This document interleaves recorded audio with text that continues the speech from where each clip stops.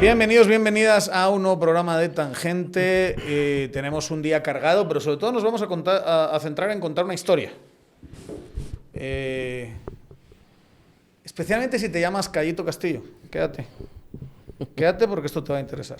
Especialmente a ti, si te llamas Cayito Castillo. También a todos los demás, ¿eh? Quédense ustedes a escuchar esta historia. Denle like, denle comentario, denle a compartir, generarnos engagement y hagamos crecer este proyecto y que este proyecto, como siempre les digo, sea sostenible. Tangente GT, búsquenos en todas sus plataformas y redes sociales. Me acompaña el ingeniero Javier Soria. ¿Cómo está usted? Bastante bien. Además vienes elegante. ¿Por qué vienes tan elegante? ¿Por qué cuando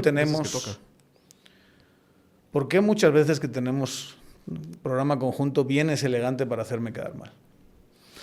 Y no mientas porque sé que es adrede.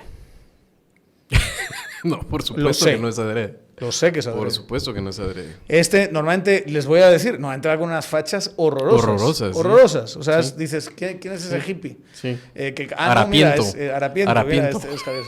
Eso sí, va a haber tal. Sabe que yo, pues, en este lunes no tenía nada así demasiado formal, solo unos Zooms y trabajo en la oficina. Y viene así, hecho un pimpollo, como diríamos en mi tierra, hecho un pimpollo. De hecho andabas sin pantalón hace un rato, en calzoncillos, solo la parte del zoom te miraba del torso. Así voy en la oficina, ¿verdad? Sí. Así es como... Lo único es que sí tiene un sistema para no pararse, porque lo fregado cuando haces zooms en calzoncillos es pararte. Bueno, como les decía, tenemos un programa que yo creo puede ser interesante. Y yo... creo que es un programa que nos pensamos un poquito cómo hacerlo. Y la verdad es que después no decidimos nada. No decidimos nada, no. Pero sí creo que filosóficamente sí lo abordamos bien. Por ahí. O sea, la esencia del programa sí creo que lo hemos abordado bien. Y la idea es, se ha hablado mucho desde la semana pasada, que salió un tuit que ha sido de los más devastadores que una embajada ha escrito en Guatemala desde que yo estoy aquí, donde señala una cosa bien rara, ¿verdad? Pero la embajada señala directamente a las universidades como responsables de una lista que ha sido una lista... nadie está diciendo que las 20 personas que están ahí son todas deleznables, no es así. Hay algunos salvables, pero en términos generales no es una buena lista, no es la lista que nos merecemos como país y sobre todo es una lista que la misma embajada, no lo decimos nosotros, introduce a gente que tiene relaciones con el crimen organizado. Más claro no se puede hacer. Y solo para dejarlo, digamos, asentado, hay más de un impedido mental por ahí diciendo que esto lo sacó la embajada sin el consentimiento de su encargado de negocios y sin el consentimiento de Secretaría de Estado. Esa afirmación es un delirio ridículo, ¿verdad? O sea, eso no pasa. Si hubiese pasado, vamos, hubiesen visto cómo se retrotraen y hubiesen visto un montón de gente despedida. Eso no ha pasado. Esto venía totalmente autorizado porque las agencias de Estados Unidos han debido identificar a unos cuantos perfiles en la lista y han dicho, estos perfiles, y lo dijimos, lo avisamos, son perfiles que están relacionados con el crimen organizado. Entonces, una nueva embajada, si quieren decirlo así, que quiere reafirmar su poder, saca un statement muy claro y queremos llegar al fondo hoy de por qué tuvimos una lista tan pura miércoles, dirían por ahí. Transdoc es la feria del empleo virtual en Guatemala. Este 2026 no pierdas la oportunidad. Hay más de 2.000 diarias, ofertas diarias y consigue tu trabajo ideal en esta plataforma. Cada vez que ingreses vas a encontrar nuevas oportunidades. Búscalo en transdoc.com. Yo creo que vale la pena también decir que lo que ya sabemos y está documentado y algunas investigaciones muy buenas, creo que El Observador, que es un proyecto de algunos académicos guatemaltecos, lo documentó bien, un lobby que opera en Estados Unidos en contra de la democracia guatemalteca, básicamente. Ese es su objetivo.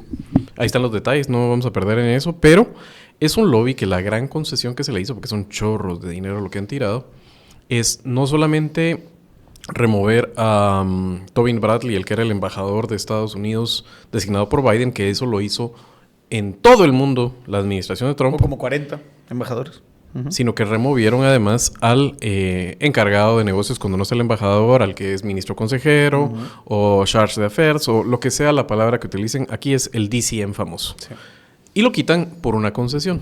Esa es la pura verdad. Era un tipo que igual venía siguiendo la línea de Departamento de Estado, tanto cuando estaba Biden como cuando estaba Donald Trump. O sea, tanto para Anthony Blinken como para Marco Rubio.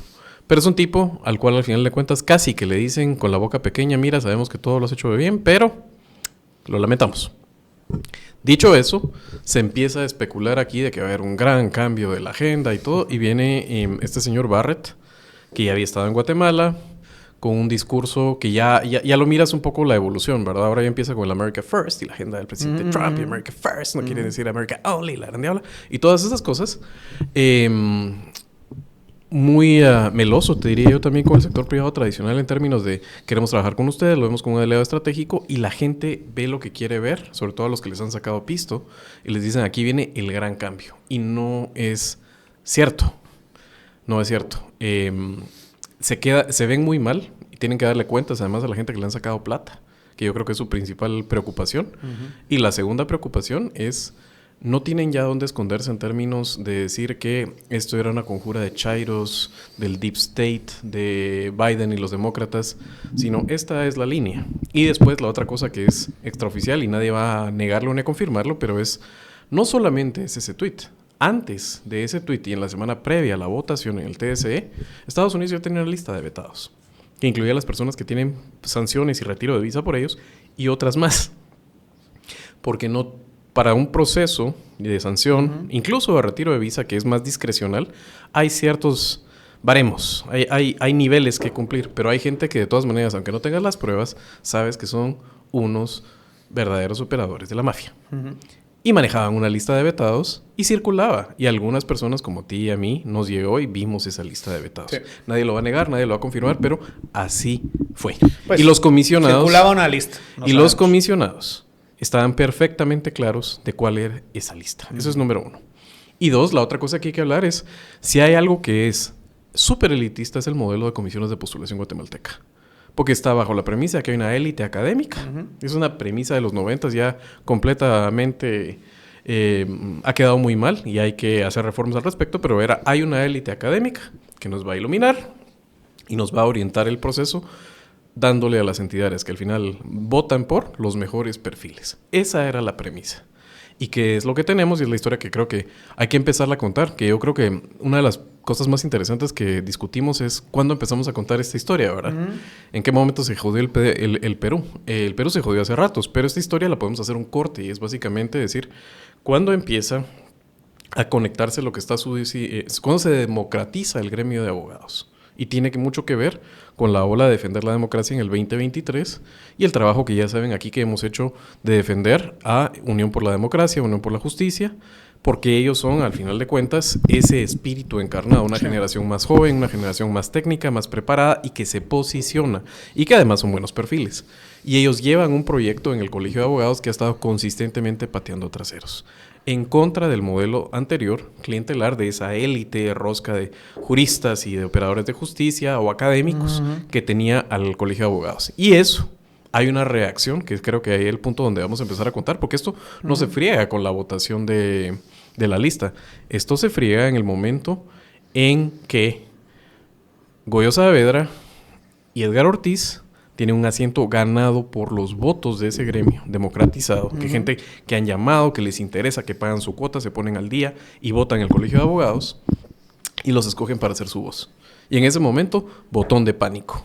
Alguien aprieta ese botón de pánico y cuando aprieta ese botón de pánico tenemos la elección de un rector que no tenía que haber estado ahí porque era ministro de culto, tenía un impedimento. Es una vergüenza de veras lo que hicieron, poniendo a alguien que tenía un impedimento. Qué discriminación a los curas católicos. Son los únicos que tienen impedimento. Los pastores evangélicos como que no cuenta, ¿verdad? Y esa es la argumentación, por cierto, del Chato. Sí. La argumentación del Chato no es no soy pastor. Lo que dice es, no, eso es solo para los curas. Sí, pues. Dice ministro de culto por algo, ¿ah? Qué acomplejado, ¿verdad? O sea, la madre iglesia lo tiene, pero de veras... No, porque como lo suyo es una entrada y salida. Entonces lo suyo es una pinche secta de mierda. ¿O qué? Atrévanse Sí, a decirlo. sí. Y lo digo con todo respeto a la gente que es No, pero cristiana digamos- evangélica y todo. Estoy diciendo Pero es una entrada- si llevamos a la prueba de ácido Ajá. de lo que este cuate está diciendo al final de cuentas. O sea, ¿qué? Entonces es un juego, su religión y él... Pero bueno, más que nada un golpista. Ya Es que ese es ahí el le punto. identificaron una cuenta de golpista absoluto, ¿vale? De golpista de estos tontones Y ahí empieza idiotas, esta historia. ¿verdad? Ahí empieza esa historia. Había empezado antes, tienes toda la razón, digamos, solo yo te haría dos matices a todo lo que has dicho que me parece que es muy acertado. El primero es que, si hay que decirlo, Trump es es un cajón negro y es una... Un animalito de monte.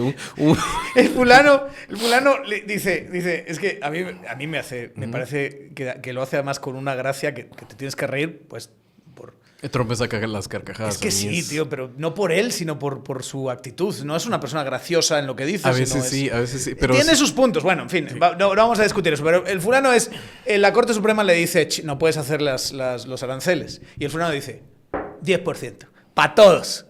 Y se levanta al día siguiente y dice, No, 15. 15. Entonces, Trump es un wild card, ¿verdad? Sí. O sea, ahí puede pasar cualquier cosa. Y en la Casa Blanca los lobistas están haciendo su agosto y puede pasar cualquier cosa. O sea, no hay mucha racionalidad en esa parte. Eso es el pie de página. Dicho eso, a día de hoy Trump no le ha prestado demasiada atención a Guatemala, ni parece que se lo vaya a prestar, y a saber qué va a pasar ahí.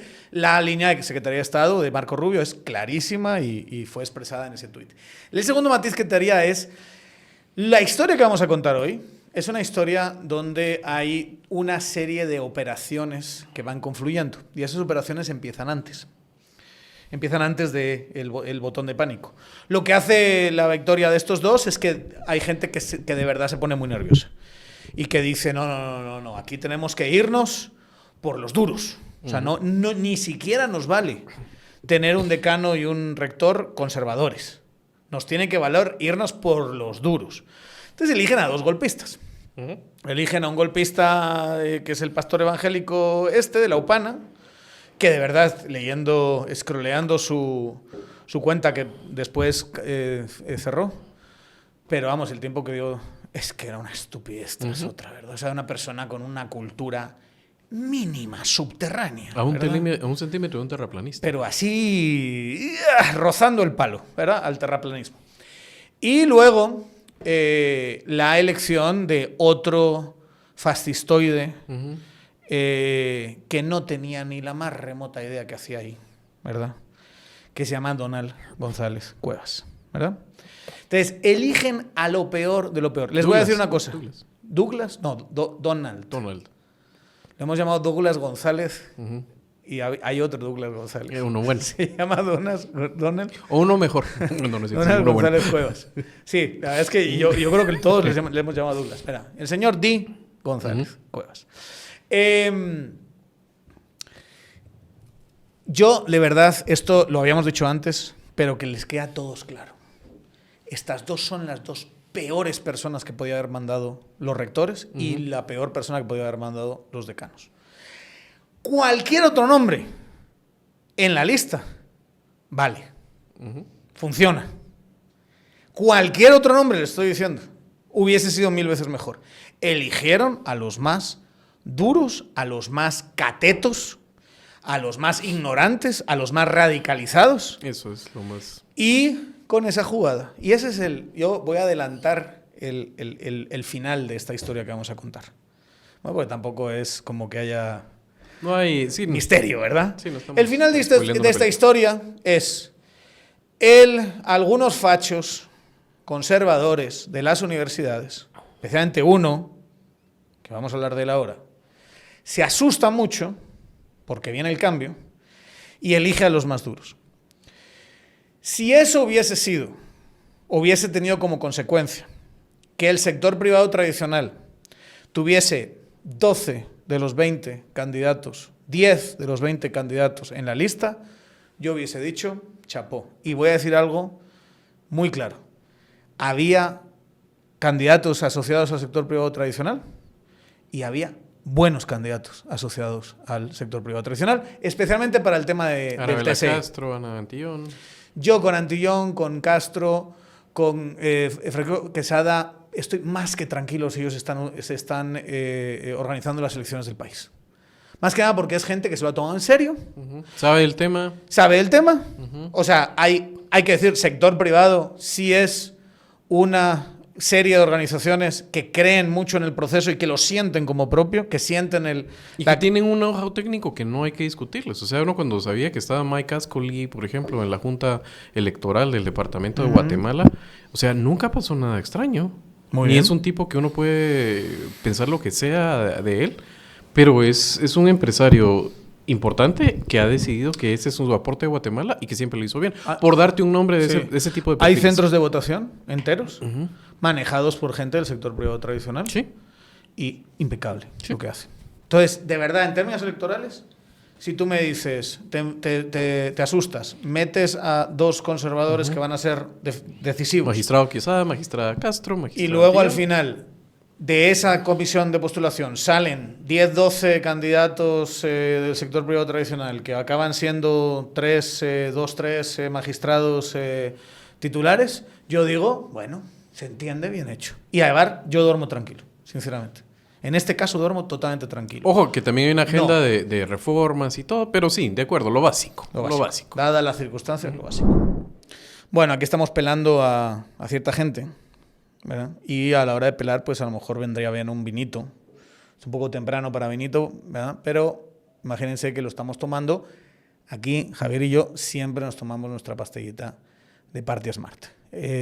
Con eso cuidamos nuestro hígado, evitamos incomodidades del día siguiente y apostamos en última instancia por la comodidad y por la salud. Además es barato, pueden ustedes comprarlo en Super24, pueden comprarlo en farmacias.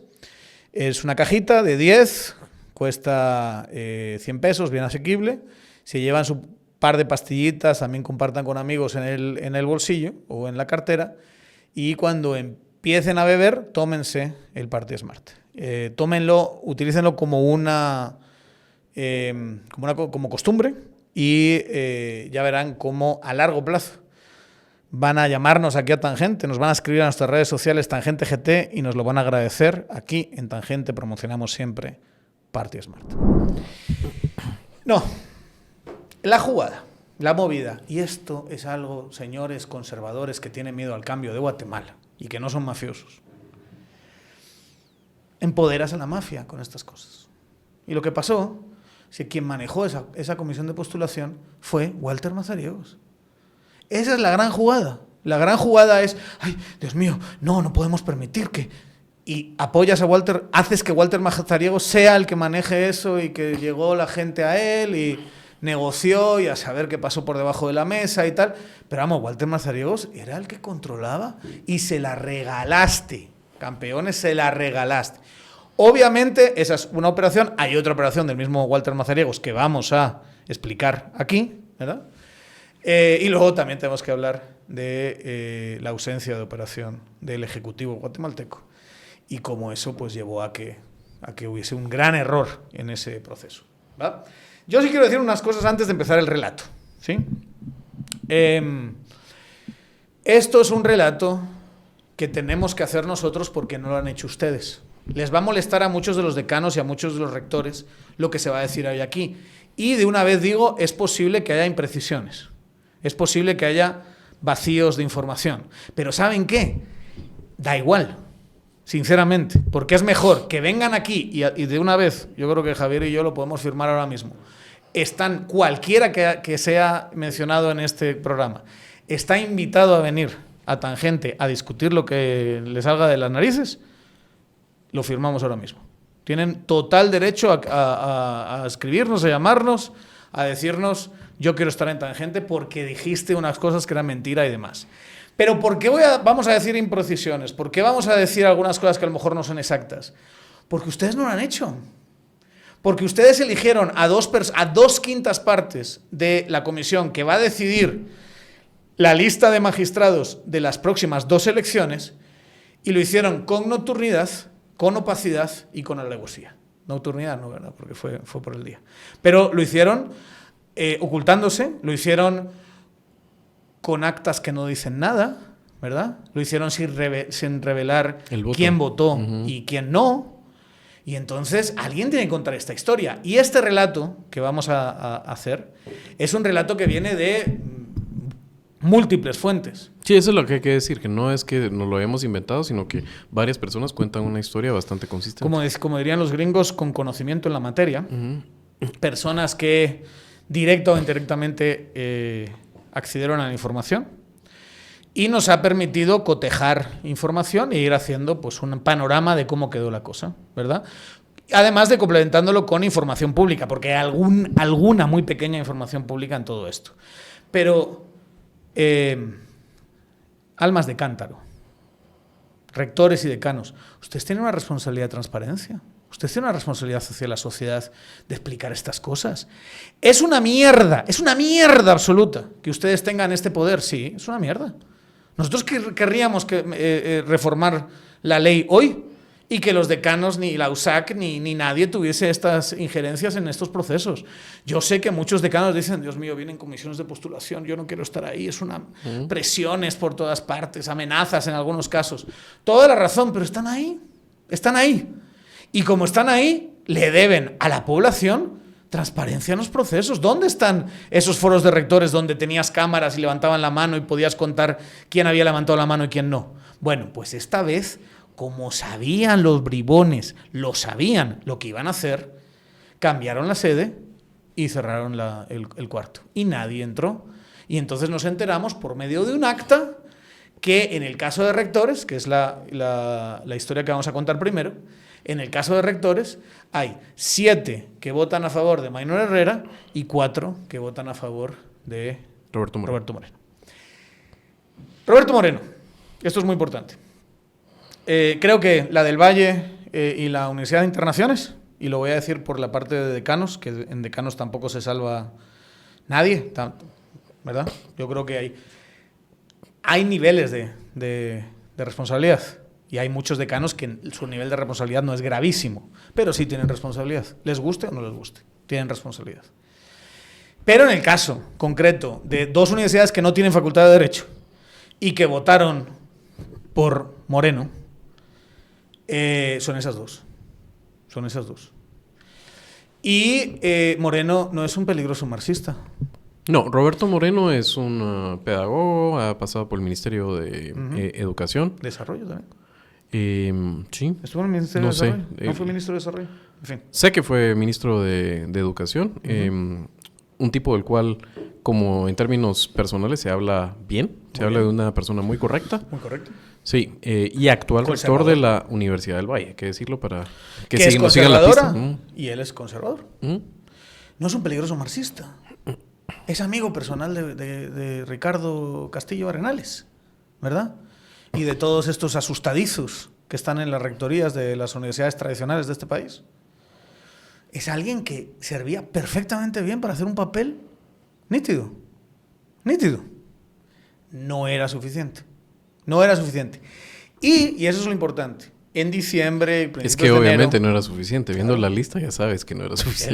Él no iba a votar por Wilber Castellanos, por Lester ejemplo, Castellanos. Sí. Por Lester Castellanos, ¿no? Por decir un par de... Lester Castellanos, digamos, es el más conocido, el más... es el que torturó a Virginia La Parra de una forma vil, cobarde, absurda. No era suficiente. Y ahí hay una propuesta de alguien intachable también, que es Miquel, el padre Miquel de la Universidad de Landívar, que propone a el rector Moreno de la del Valle, ¿sí?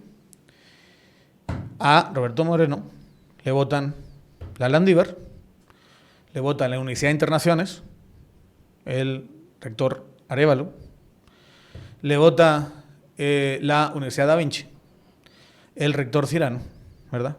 Y le vota la Universidad Regional. Esos son los 4 votos. Y él se inhibe. ¿Por qué te ríes con la regional? No sé por qué.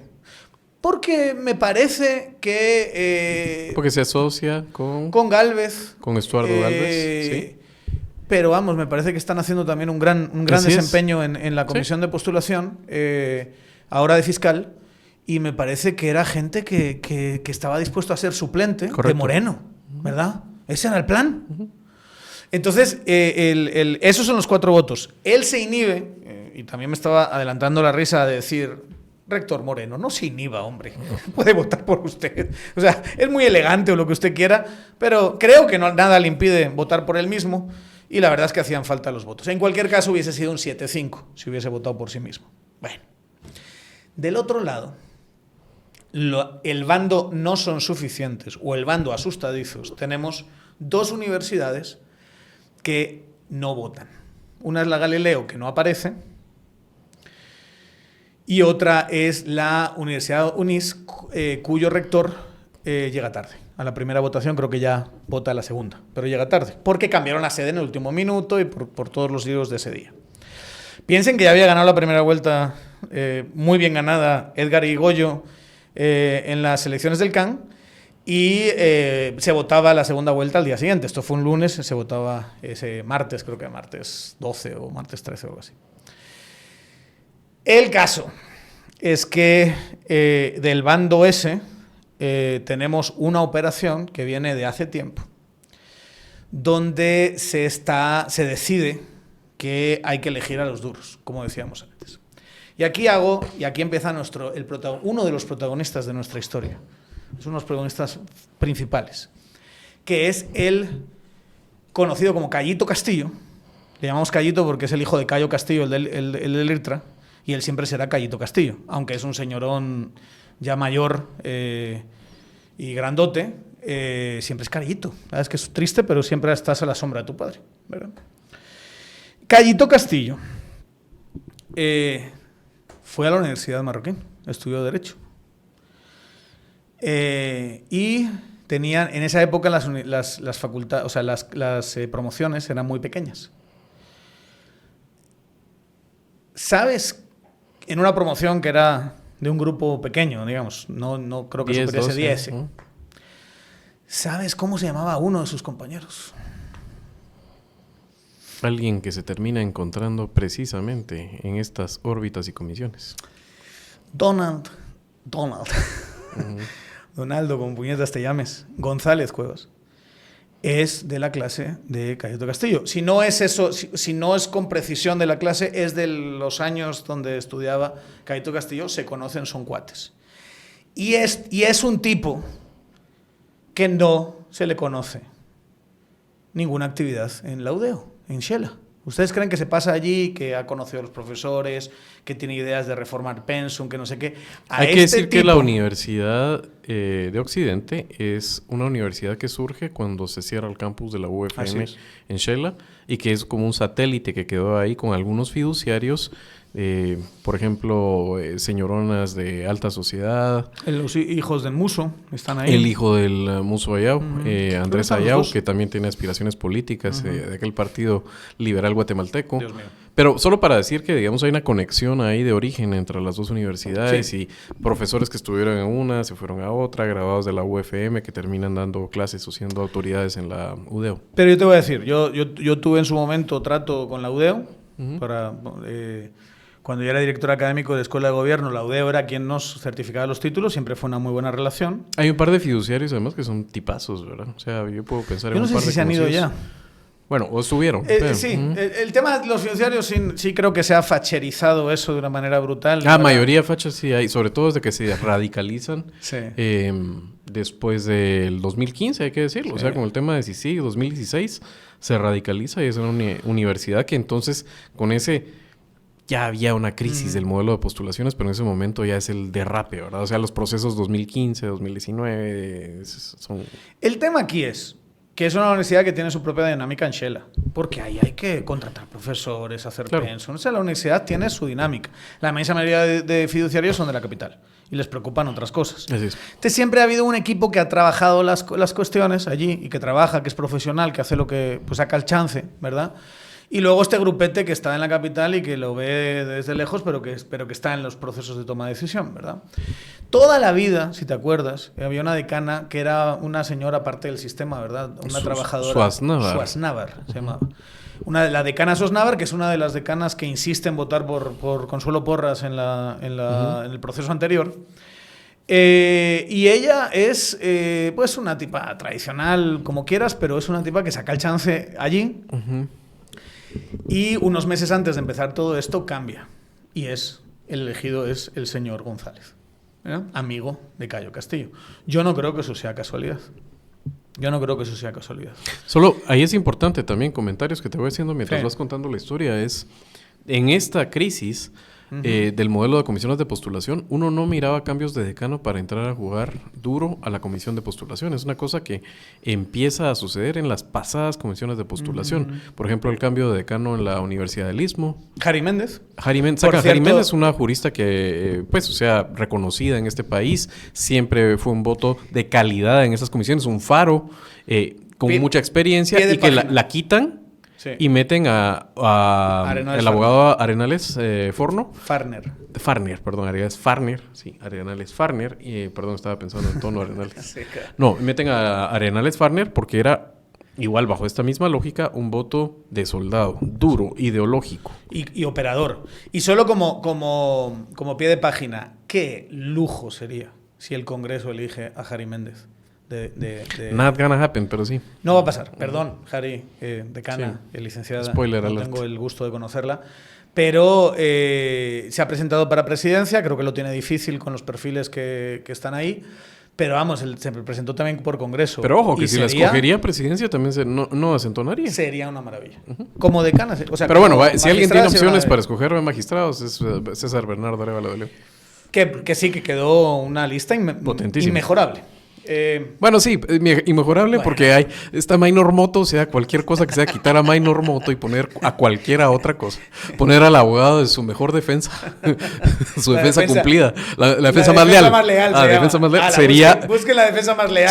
Si usted pone al abogado de la defensa más leal y quita a Maynor Moto, mejoró la lista. O sea, mejorable sí es, pero bueno. Yo sigo a la defensa más leal, ahora está haciendo videos con cara de Terian. Sí. O a League Legend también. Podrías poner a League Legend en vez de a Moto. Porque la defensa más leal es mexicana. Sí, es mexicana. En fin, bueno, nos estamos liando. El caso es que hacen esa barra basada, señores de la UNIS, para 2022. ¡Qué vergüenza! ¡Qué vergüenza! Como hijo de padres del Opus Dei, ¡qué vergüenza me da lo que hicieron! De poner a un tipo operador duro de decano, quitar a una decana absolutamente impecable. Como decana, como jurista y como todo. Y fue un operador a favor de Consuelo de primera categoría. Es un fulano... Cierra paréntesis, regresamos ahora al cambio de la abogada Suaz Navar y poner a este decano... Y poner a este tipo. El tema aquí, este tipo no está ejerciendo de decano. Este tipo está haciendo su labor aquí y lo que sea de decano lo hace por Zoom o un par de visitas, pero no es un tipo que está ahí. ¿Por qué? Porque su tema no es ese. Su tema es... lo que está haciendo en las comisiones de postulación de ahora. Además, escuchándole, yo me vi unos cuantos videos de sus intervenciones en la comisión de postulación del TSE. Como decimos en mi pueblo, no sabe hacer la O con un canuto, ¿verdad? O sea, no hay forma de que articule bien dos palabras. Hay momentos verdaderamente humillantes con Mazariegos, donde le dice, que alguien ayude a este pobre diablo, ¿verdad? No sabe lo que está haciendo ahí, ¿verdad? Y eso lo pueden ver todos, quedó grabado. De hecho, también lo puedes ver en la velocidad a la que revisan expedientes cuando se lo reparten, ¿verdad? Sí. Imagínate, que son académicos, supuestamente. Sí, que académicos. En fin. Mis narices son académicos. Son, de hecho, del nivel académico de Cayo Castillo. Que yo puedo dar fe de que Cayito Castillo, en un momento dado, no sabía o pensaba que la palabra cosmopolita era una palabra de izquierdas. Solo lo dejo ahí, porque es true story. True story. Eso es así. Ese es el nivel académico de Cayito Castillo. O sea, todo el mundo lo sabe, todos los de la Marra lo saben. No es nada personal. Por cierto, yo fui feliz en la Marra y jamás he hablado de Cayo Castillo, pero ya si te empiezas a meter con el sistema político del país y haces daño a la democracia, que no te lo estoy diciendo yo, que te lo está diciendo la Embajada de Estados Unidos, hay que hablar de ti, Cayito. Hay que ponerlo encima de la mesa, lo que has hecho.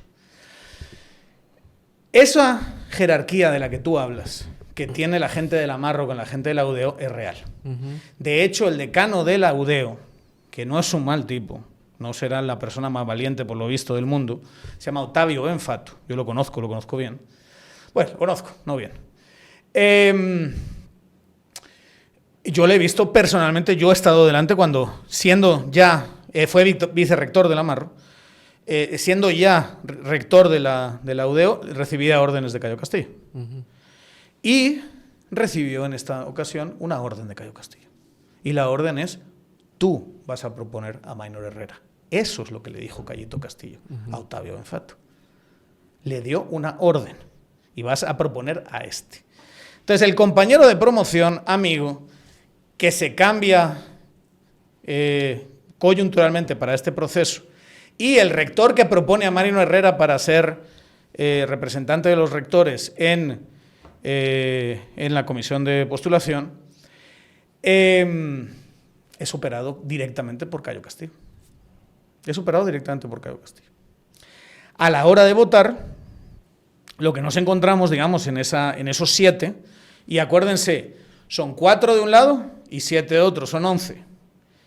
Y tenemos, faltan, por lo tanto, 4 que se inhibieron. 2 ya los hemos identificado, ¿verdad? Ausentes. Están ausentes. Hay una sospecha de que pueden ser Mesoamericana y Mariano Gálvez, los que dicen, yo no quiero saber nada de esto. También por otra historia que vamos a contar ahora, que seguramente haya habido amenazas de parte del MP a ellos, pero bueno, eso es más especulación. Pero se sentían inseguros, sobre todo con el vacío que había dejado en esos momentos justos Patrick Ventrell, al que mencionaba antes Javier, que ya no estaba en la embajada, ¿verdad? El caso es que allí lo que se produce es estos fachos, concretamente Cayito Castillo, forzando al rector de la UDEO a que propusiese a Maynor Herrera, y lo voy a decir, y si no, que venga Ottavio Benfato aquí, le doy espacio. Ottavio, vente aquí y hablamos si quieres. Ottavio sabe quién es Maynor Herrera y sabe perfectamente bien que él no hubiese elegido a Maynor Herrera. Yo estoy convencido, o sea, es un convencimiento personal, a lo mejor estoy equivocado y él defiende a Maynor Herrera como una persona maravillosa, que lo haga a su costo, ¿verdad? Pero yo diría que no, que él sabe perfectamente que esa no es una persona adecuada para estar en ese espacio. Y él, obligado, siendo el otro el que mete presión, pone su nombre encima de la mesa. Por cierto, el acta donde iban a decir quién había votado por quién, no quiere firmarla Cayo Castillo. Y al final lo que se firma es un acta donde solo se dice 7-4. Y no nos dicen quién votó por quién, ¿verdad? Pero esa es la correlación de fuerzas. ¿Qué es la otra cosa que pasa? La otra cosa que pasa, y aquí es donde hay que entender, y espero no estar mandeando a la gente, el CEPS, que es el Centro de Enseñanza Superior, es un cartel de universidades. Este país tiene las universidades más liberales del mundo. Es decir, la universidad puede hacer lo que sea, no tiene un ente regulador que le dice tienes que tener tantas horas, los profesores tienen que tener estas condiciones y demás. O sea, la universidad puede hacer lo que quiera. Puede empaquetar este vaso y decir esto es un doctorado. Y lo ha hecho, créanme. Muchas universidades lo han hecho. Entonces, en ese sentido es totalmente liberal, ¿sí? Pero el sistema en el que te conviertes en una universidad es decidido por la gente que está dentro de las universidades. Entonces, ¿cuál ha sido el fenómeno de las universidades en los últimos tiempos? No votan en asamblea a autorizar una universidad. Hay un consejo de la universidad, del CEPS, perdón, donde está normalmente el rector de la USAC. Y lo que ha pasado es que hemos tenido universidades, ya sea asociadas a exrectores de la USAC o rectores de la USAC, y universidades políticas de gente que puede operar con rectores de la USAC, ¿sí? Para poner, digamos, para que la gente vea los perfiles, un Estuardo Gálvez y un Fidel Reyes Lee. Así es. Fidel Reyes Lee tiene la rural, tiene inversiones en las otras universidades también, y aquí es lo que hay que entender. Fidel Reyes Lee, otro diputado, de nuestros que hay que decirlo, porque son los nombres que no salen a menudo. Diputado de bien, Fidel Reyes Lee. Diputado oficialista. De la UNE ahorita, ¿no? Oficialista. Está el hermano que es de Vamos. Y él es de bien. En la UNE, porque ese es el tema, ¿verdad? O sea, y él es de bien. Y es oficialista. Este es de los que Bernardo que piensa de esto y yo estoy con mi Bernardo. Es así. El bien tiene un representante en la Junta Directiva del Congreso. Hoy ¿verdad? Y lo tiene por esta clase de negociaciones, que es Lucrecia Samayoa, creo que se llama, la diputada que está en la Junta Directiva. Ese es Fidel Riesli. Fidel Riesli es socio de esta gente. Es socio de Mazariegos. Ha hecho acuerdos con... Asociado, pues, si me dices que no es socio de negocios. Y obviamente eligió a gente con la que tiene relación, business y demás. Entonces, él es uno de los que se levanta, no condicionado por la presidencia, porque la presidencia da la sensación de que están fumando pipa en medio de todo esto, están así como viendo las estrellas, trazando líneas en las constelaciones, digamos, ahí inventándose, mira, yo veo un pájaro, yo veo un avión y cosas así. Y en vez de estar operando y diciéndolo, Fidel, te vas a portar bien, ¿no? No, dejan libre a Fidel. Fidel es libre. Y Fidel dice, bueno, como tengo libertad... Estos son animalitos, ¿va? ¿Cuál es el nombre, ¿verdad? Porque Fidel quiere decir fiel. Fiel. Dijeron, no hay que... Y ha sido fiel, a Bernardo Arévalo, hay que decirlo. Y lo sigue siendo, ¿eh? No creo que en esta votación. En esto simplemente se sintió libre. Y dijo, nadie me ha condicionado, nadie me ha dicho nada. Hey, no tengo que obedecer ninguna... Pero seamos sinceros, él sabía que la estaba clara. Claro que lo sabía, si es listísimo. El hombre es listísimo. Fidel, no te pongas nervioso, hombre. Fidel. Es que con Fidel no se mete nadie aquí en eso. Fidel decide que va a apoyar, va a hacer un acuerdo con las universidades que vamos a llamar así políticas. La rural, que es de Fidel, la nueva de Mazariegos, que es la Arévalo, la Juan José Arévalo, que descarado Mazariegos, descarado, que pones a la universidad el nombre del padre del presidente, ¿no? Mientras le das cuchillos en la espalda. No, ni en la espalda, de frente. Tienes a la San Pablo. Otro personaje. Harold Caballeros, ¿qué te ha hecho Guatemala para que te portes así con nosotros? Otra persona que yo lo escucho a veces y me parece que es una persona que sabe de lo que está hablando. Tuvo unas posturas muy buenas en la transición, cuando teníamos todos estos problemas de no asumir Bernardo y todo eso. Yo no creo que sea una mala persona. Harold es rector ahorita.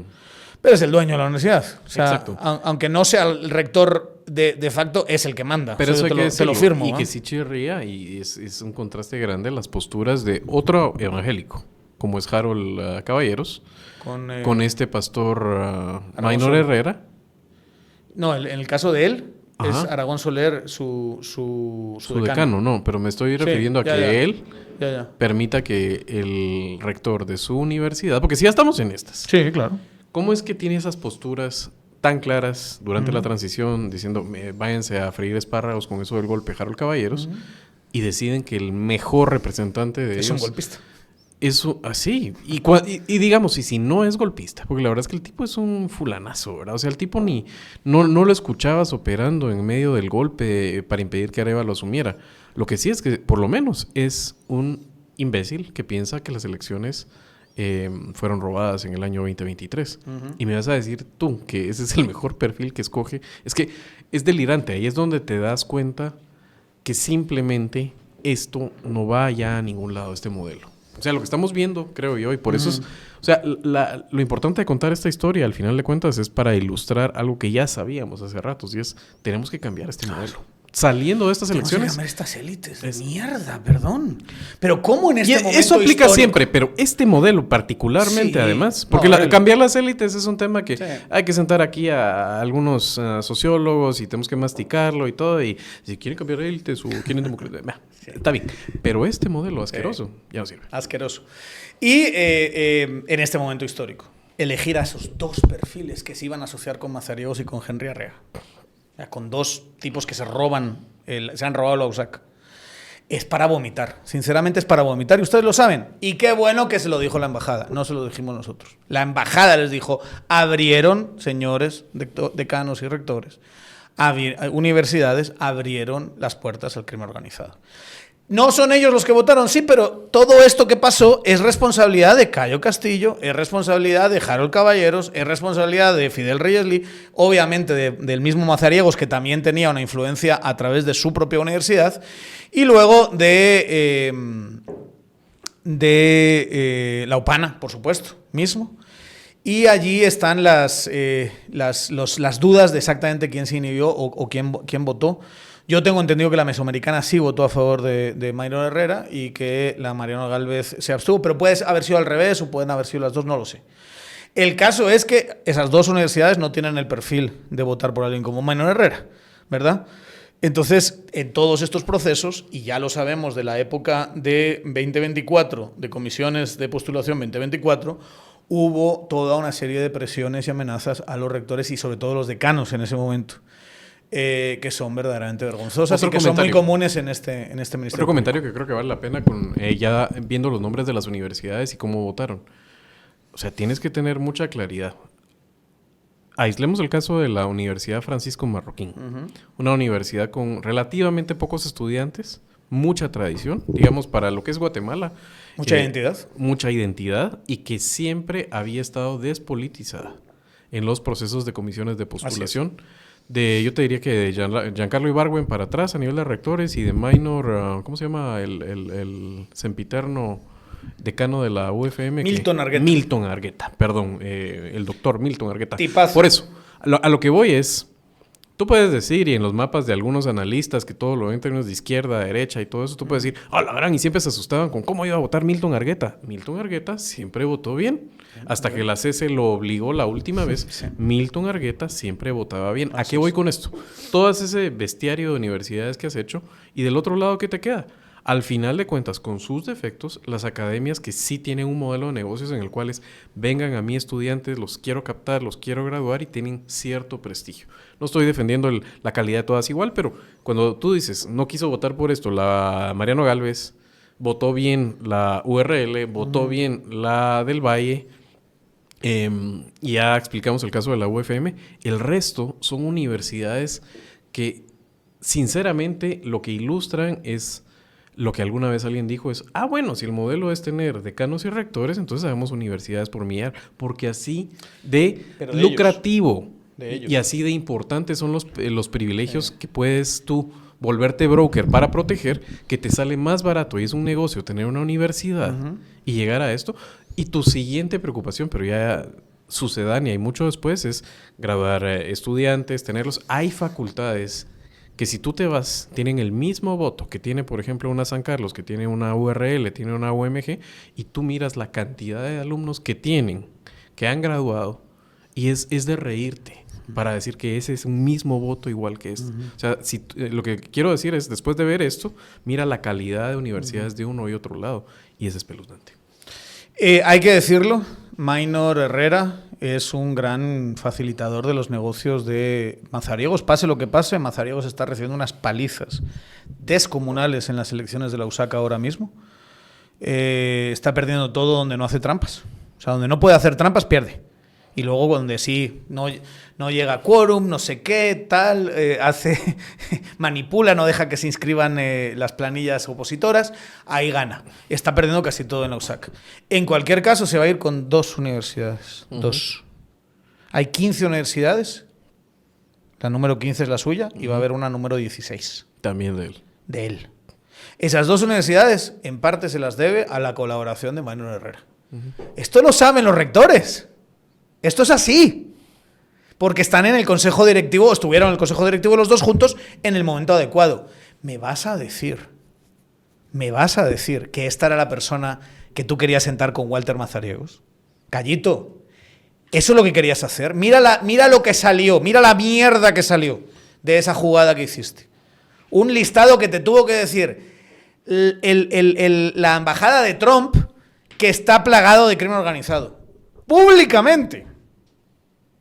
¿Verdad? Que nos sirve mucho a nosotros para contar esta historia porque le da credibilidad a lo que nosotros ya sabíamos que había pasado. Y lo dijimos el primer día, o sea, cuando vimos los 2 representantes dijimos, Dios de mi corazón lo que han elegido. Dios de mi corazón. 2 fascistoides, además con pocas luces, tomando decisiones sobre las 2 próximas elecciones.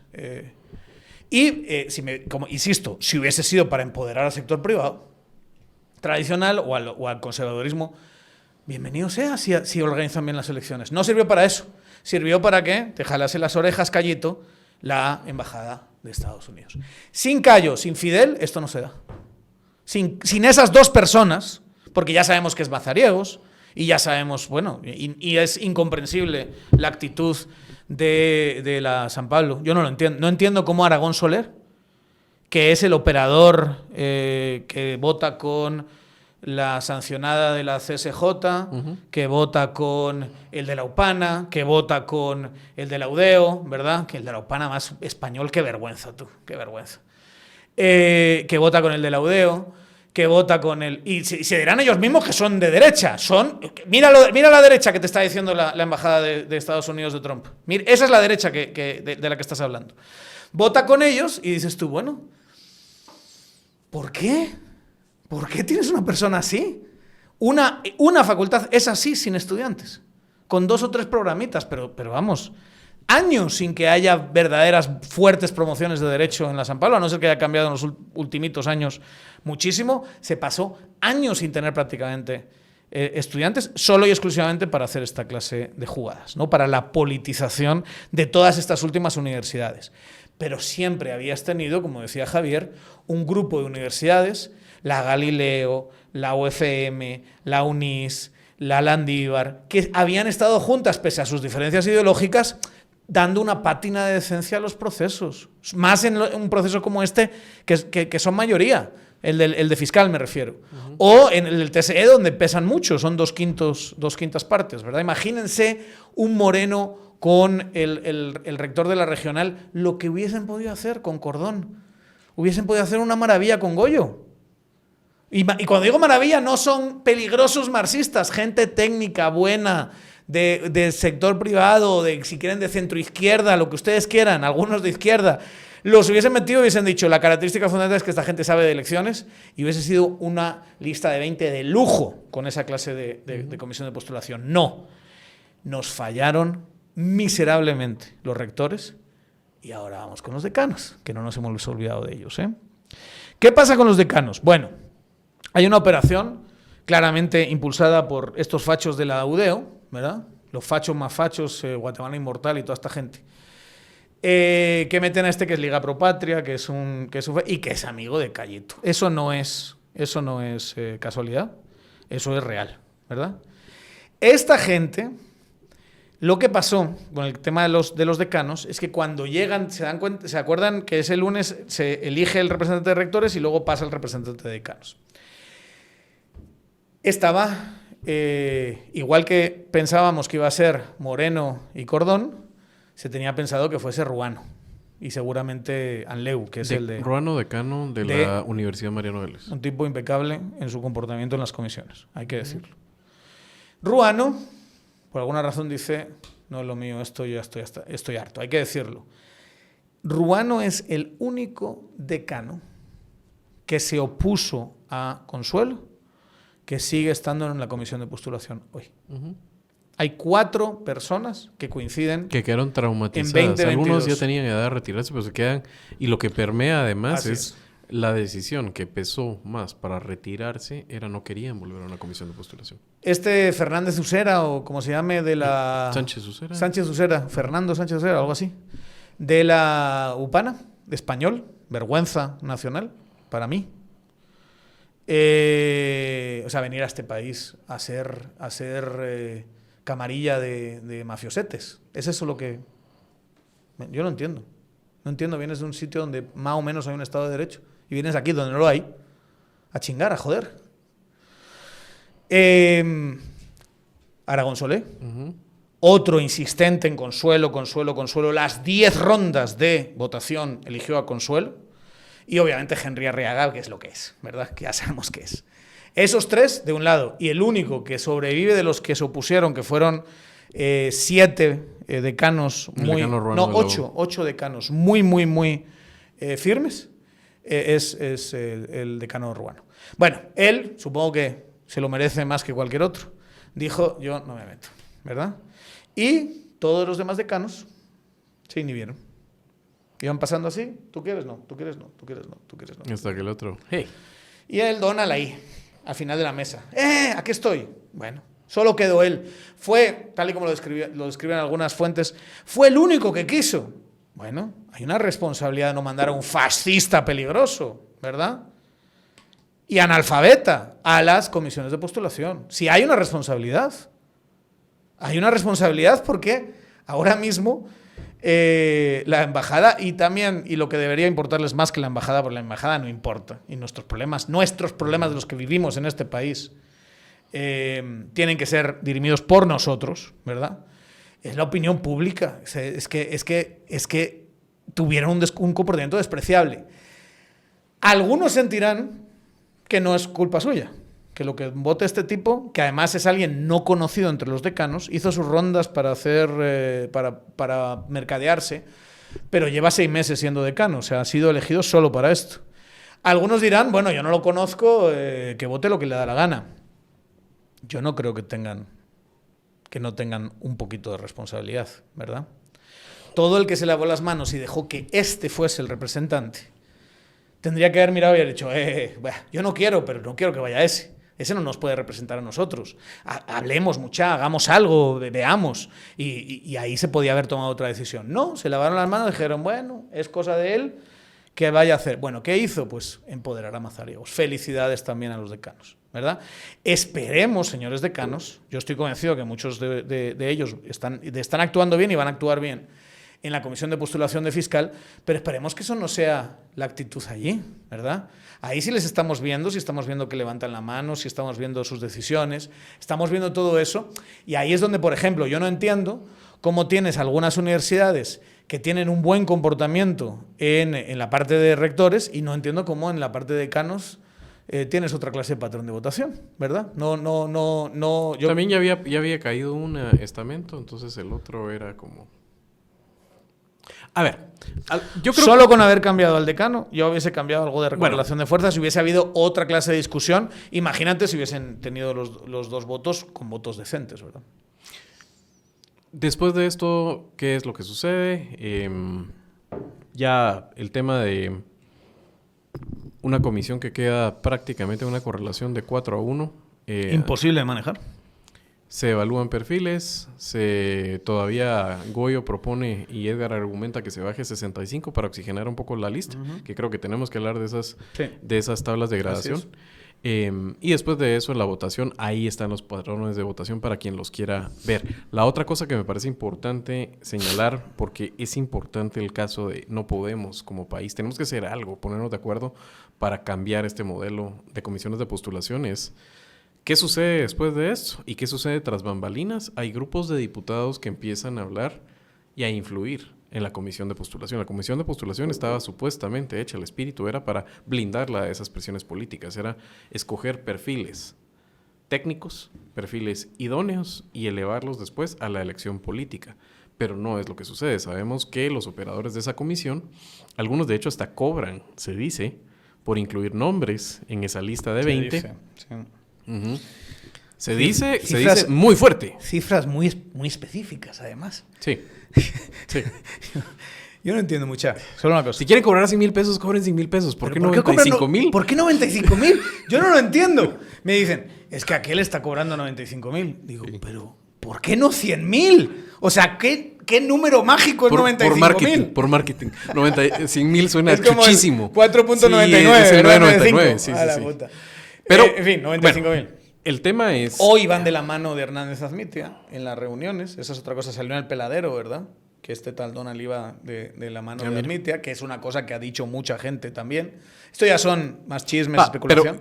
Pero imagínense qué perfilazo. ¿Ah? Pero el punto es, esa comisión opera con lo que hay en Congreso para influir qué puede pasar y hay un mercado en el cual tú puedes pagar para pasar a la lista de 20.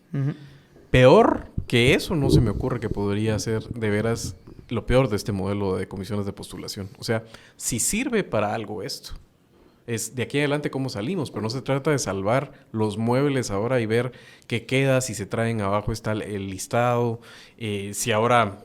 Lo bueno es que están condicionados por la opinión pública y lastimosamente, lo tengo que decir, a mí no me gusta tanto el tema de que sea la embajada americana, pero eso les asusta. Algunos dicen ya no asusta. Yo estaba escuchando hoy Emisoras Unidas y decía Roberto Alejos y creo que la ex magistrada Villagrán era la otra persona, que estaban diciendo que Estados Unidos ya no asusta. Estados Unidos de Trump sí les asusta, sí asusta a varios de los operadores políticos más oscuros. Y a decanos. Sí.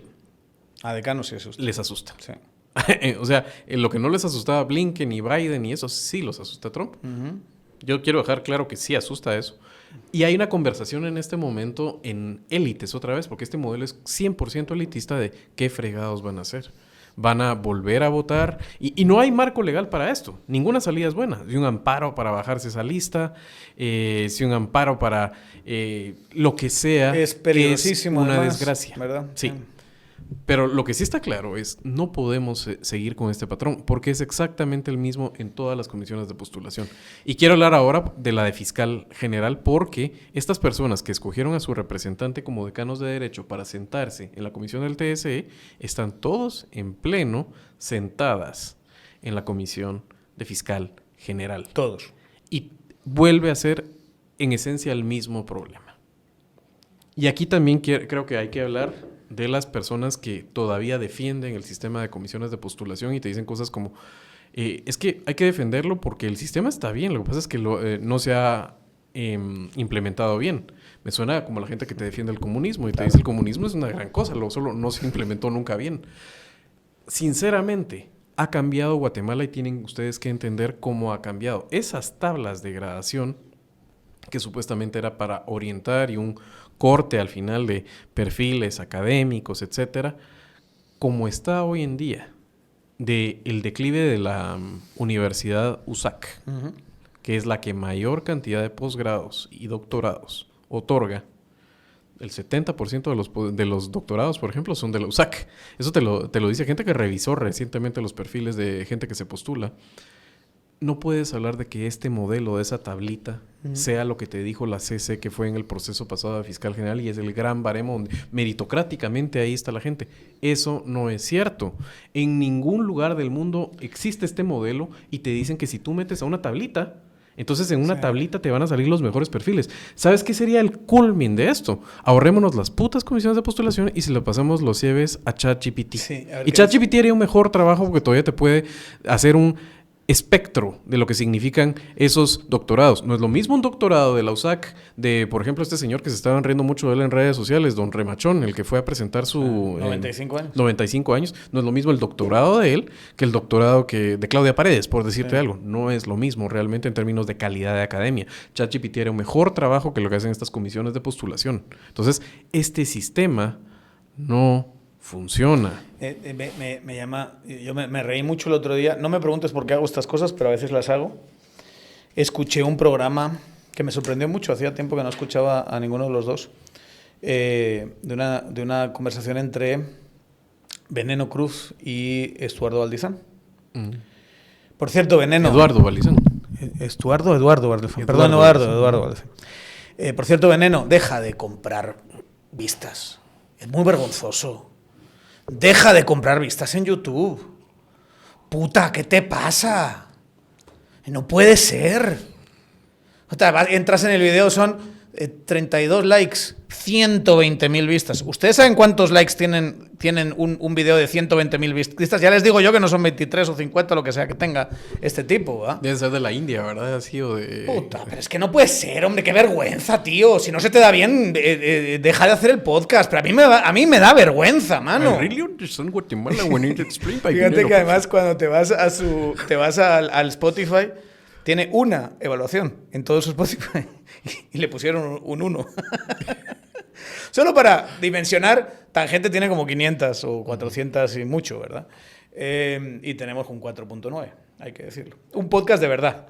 En cualquier caso, perdón por la tangente. Lástima que no hay de veras esa data, a ver dónde están esas vistas, ¿verdad? Para ver. Así en bengalí. Pero estaban hablando de las comisiones de postulación y este genio del Veneno dice...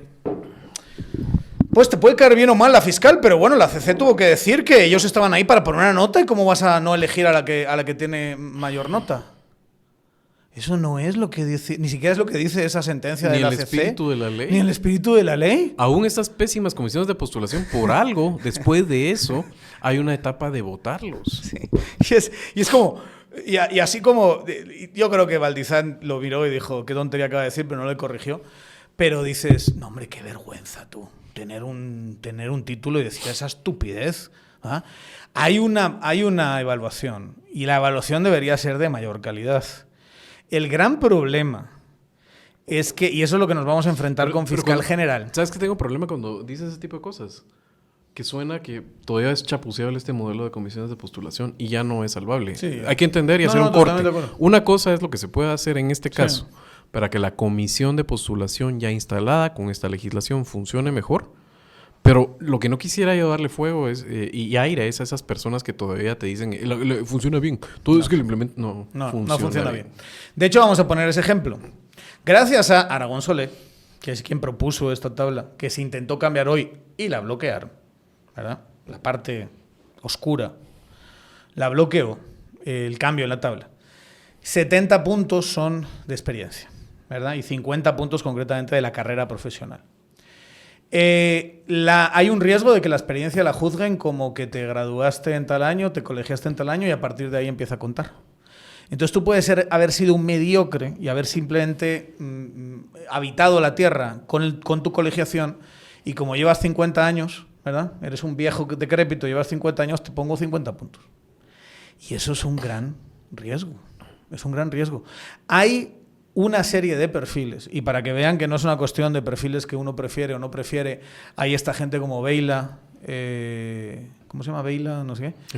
Estrada, que con esta tabla no llega. Es imposible llegar a 75 puntos mínimo que le pusieron, porque ya perdió la parte de experiencia, si la juzgan así.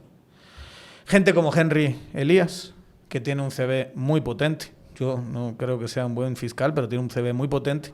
No tiene, estamos hablando de gente que tiene 20 y tantos años de experiencia, ¿verdad? Gente como García Luna, gente como Maco Villeda, o sea, van a estar raspaditos para llegar, si es que llegan. Todos esos perfiles que son de distintos espectros que acabo de decir, y todo porque van a juzgar a un tipo que se graduó en el 89 y le van a decir, tu experiencia enorme. No, hombre, hay que intentar hacer un esfuerzo de juzgar la experiencia que importa para ser fiscal, digo yo. Y un tipo que lleva 30 años siendo juez o estando en toda clase de puestos en la judicatura o con una experiencia directa sobre casos penales, como son todos estos que les acabo de decir, tienes que tener mayor nota en esas cosas. Bueno, pues si aplicas pura aritmética, va a quedar el Néstor que queda siempre arriba. Néctor, perdón. No es Néstor, no es Héctor y no es Néctar, es Néctor. Néctor Guilebaldo. El señor Néctor Guilebaldo va a quedar del primero, luego va a llegar la fiscal Consuelo Porras, o lo Consuelo y después Néctor, o Néctor, como se llame. Brenda Dari. Brenda Deri. Dari. Ronald Ochaeta. O sea, ¿pero por qué? Porque llevan muchos años. Luego cada uno de ellos tendrá sus méritos y demás, pero porque llevan muchos años. Y luego tienes otros perfiles que tienen una experiencia enorme, o sea, una persona que lleva 30 años en la carrera judicial o 25 años en la carrera judicial, tienes que ponerle buena nota en experiencia, ¿no?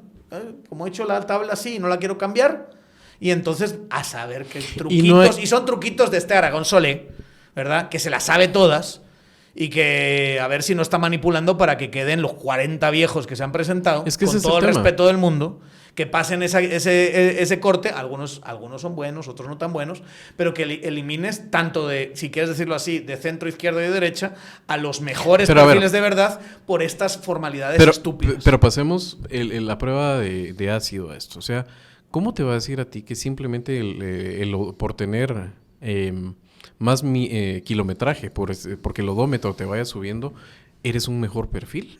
O sea, no entra a ver... O sea, y yo sé que es complicado y por eso creo que este sistema está completamente roto. ¿Cómo evalúas la experiencia profesional en términos cualitativos y lo vuelves eso después cuantitativo? Realmente es una pesadilla en la que nos estamos metiendo. Uh-huh. Porque, por ejemplo, puede ser un juez que tiene mucha experiencia de ser un juez prevaricador. Uh-huh. Y eso se puntúa más que una persona que ha hecho brillantes defensas penales o un juez que ha hecho brillantes resoluciones en casos muy difíciles.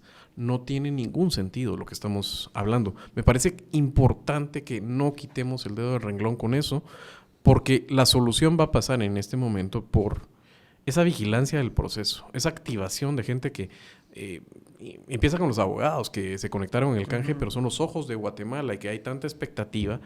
Mantengan a esta comisión con ese acondicionamiento, ese respiro que sienten ahorita de la gente de Donald Trump y el miedo que les entra en el cuerpo, para que entreguen una lista en la cual pueda oxigenarse.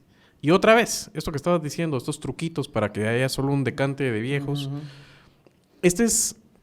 nos viene a morder viejas malas decisiones e incluso de gente que con la mejor intención y gente intachable en sus intenciones y sus motivaciones, en sus defendieron quehaceres. y avanzaron ese tema de la tabla, porque en su momento, esa tabla de poner que tenga mucha experiencia, que tenga muchos títulos, lo que te servía era para frenar a un montón de cuadros que venían abajo, que eran jueces de primera instancia, mal preparados, muy corruptos, y era una vieja guardia que estabas tratando de que fuera la que quedara al final en la ronda de votación. Pero hoy en día, después de que se abre el chorro, se prostituye la academia, y esta gente acumula simplemente por respirar años en el sistema, terminan siendo los perfiles que por default con estas reglas de juego van a ser los mejor calificados versus gente que viene oxigenándola y haciendo un trabajo y que ha quedado desplazada en el organismo judicial, en la carrera judicial y los vienen frenando, o que simplemente tratan de tener doctorados y posgrados que sí valen, en vez de gente como Claudia Paredes, que tiene de repente 2 doctorados y no sé cuántas maestrías. En 6 meses, ¿no? Exactamente. Y uno que ha estado en la academia y que ha hecho... Yo llevo 3 intentos de doctorado en mi vida y no he terminado todavía. Sabes que eso es bien difícil, y parir un doctorado es parir un hijo tonto, ¿verdad? Hay una prostitución, el ejemplo más claro, que espero que lo aborden sustantivamente, sé que no lo van a hacer, pero espero que lo aborden sustantivamente los decanos, es el del plagio ridículo, absurdo, gigantesco y descarado de Consuelo Porras de su tesis doctoral. Es una tesis, para empezar, de mierda, perdón, porque es una tesis doctoral de 90 páginas que es una copia de un trabajo de maestría. Ya por eso debería estar descartado. Pero es que además lo fusila de una manera, quizá no ella, sino quien le hizo la tesis, la fusila de una manera ridícula y descarada. Y va a tener 10 puntos por ese doctorado, como ya lo ha tenido en 2 procesos anteriores. Y hay que recordar los decanos no tienen las narices ni la sustancia de decir, levantar la mano y decir, vamos a contar un doctorado que todos estamos viendo con nuestros propios ojos, que es plagiado y que hay pruebas amplias de que eso es así. Vamos a aceptarlo solo por un legalismo de que la universidad no lo descartó y no sé qué. Por eso, o sea, nunca ha habido un proceso en el cual se diga es original la producción intelectual de la doctora Consuelo Porras. Nunca hubo ese proceso. Lo que hubo es truncamiento de un proceso de investigación porque el tesista original estaba muerto, porque ya amenazó. Por eso. Públicamente a los decanos que lo hiciesen con cárcel. Por eso, y en este imperfectísimo sistema que estamos hablando, por eso existe supuestamente la ronda de votación. Ya quita los puntos de la calidad humana y la ética y las tachas que han llegado a la aberración de decir, como no se puede medir, entonces no importa. Entonces, ¿para qué jodidos hay una ronda de votación? De veras, hay que terminar de salvar los muebles en este proceso. Y hay que cambiar. Yo creo que ya estamos redundando con las ideas, pero realmente, ¿qué viene en este momento? ¿Qué viene? O sea, producto de ese movimiento de poder de la embajada americana diciendo no me gustó la lista y señalando con el dedo, y probablemente hay sanciones en camino, retiros de visa más que seguros, y una operación en este momento para ver cómo se salva la cara. ¿Cuál es la ruta para llegar? Mire, yo lo que veo aquí es una situación que va a ser complicada. Un país que está pidiendo cambio. Yo de verdad me vuelvo a quitar el sombrero, lo mencionaba antes. Vamos a tener a candidatos de la oposición de Direu-USAC mañana y pasado, aquí en Tangente.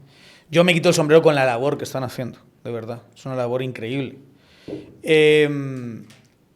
Y estás viendo lo que está pasando allí, lo que está pasando en el CAN, lo que pasó en 2023. O sea, es un país que está pidiéndote que cambies, ¿verdad? Y las élites, Callito, te estoy hablando a ti otra vez, reaccionando y diciendo no podemos hacer que nada cambie, vamos a empoderar a los mafiosos y vamos a hacer que nos lo recuerde la embajada en el proceso, porque es que mejor mafiosos que chairos, ¿verdad? Esa es la premisa, ¿no? Mejor un narcocleptócrata que un chairo, ¿verdad? El chairo se vuelven locos. O lo que ellos llaman chairos, que somos cualquiera que medio les plantemos cara. Cualquier cosmopolita. Sí, cualquier cosmopolita, Callito, cualquier cosmopolita que se cruza por la vía y por la pradera. Yo lo que veo aquí es una ausencia del Ejecutivo. No sé si están haciendo algo, pero no se les ve. Y lo digo desde aquí, con todo el cariño y el respeto. La operación no se ve. O sea, la sensación que el presidente está a otra cosa. Y la verdad es que qué falta hace tener un presidente como Dios manda. Tienes este impasse de la embajada que parece haber sido corregido así agresivamente, pero bueno, a saber porque de verdad Washington está loco. Yo acabo de volver de allí, está muy loco. Este Washington no es el Washington que hemos conocido y ahí puede pasar cualquier cosa, ¿verdad? Pero en principio estamos yendo en ese camino. Tienes la sociedad que dice eso y luego tienes unas élites que se están resistiendo y hay que decirlo, que la señora con nocturnidad y alevosía se haya vuelto a presentar, que nos enteremos a final de la noche, que alguien llegó, puso su nombre, hizo eso, no dijo nada, ¿sabes? No llamó la atención para que estuviese enterrado en una noticia a final del viernes, ¿verdad? Te dice mucho de cómo está el ambiente. Y yo creo que ella lo hizo, obviamente sabe que casi seguro no entra en la lista de 6 y que segurísimo no va a ser elegida por el presidente. Pero ¿qué quiere decirle al sistema? Sigo aquí, me tienen que seguir teniendo miedo. Sigo tirando órdenes de captura, sigo haciendo allanamientos, sigo teniendo este poder. Obviamente el poder se está yendo cada día, pierde y pierde y pierde, cada día se hace más difícil, cada día le hacen menos caso, todo eso está pasando. Pero qué difícil la ponen, no se pueden ir, ¿verdad? Y simplemente decir, bueno, perdimos, y perdimos descaradamente desde 2023, que es cuando perdieron de verdad hasta nuestros días, y si no es suficiente ejemplo todo lo que ha pasado tanto en la USAC como sobre todo en el CAN, ¿verdad?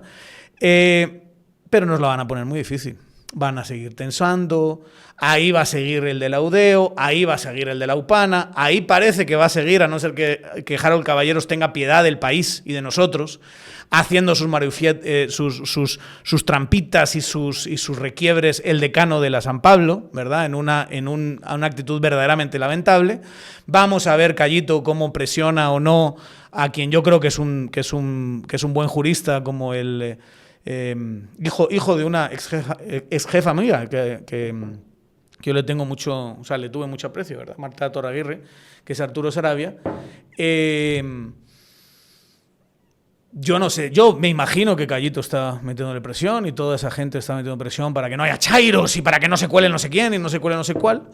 Yo me lo plantearía, porque aquí, y ya cerrando toda esta historia, esto lo hemos hecho hoy, lo he hecho yo sobre todo, ¿verdad?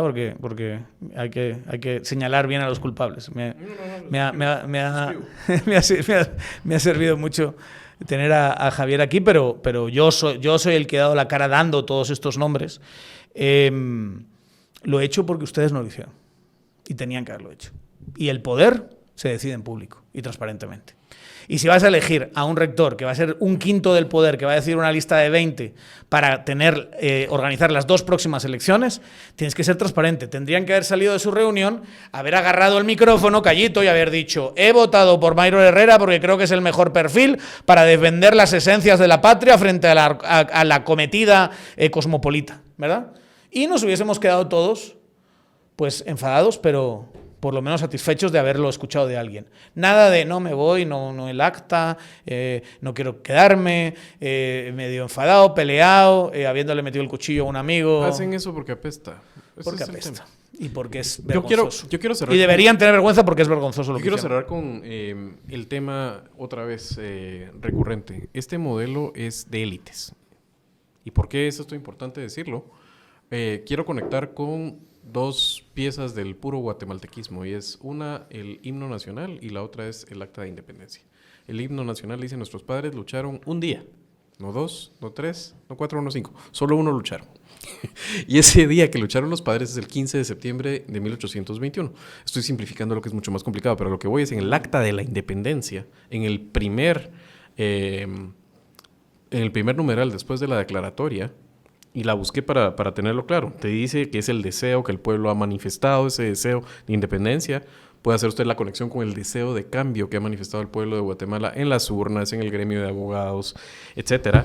Dice, es muy claro, y en el primer considerando dice que, siendo la independencia del gobierno español la voluntad general del pueblo de Guatemala, y sin perjuicio de lo que determine sobre ella el Congreso que debe formarse, el señor jefe político lo manda a publicar para prevenir las consecuencias que serían temibles en el caso de que la proclamase, de hecho, el mismo pueblo.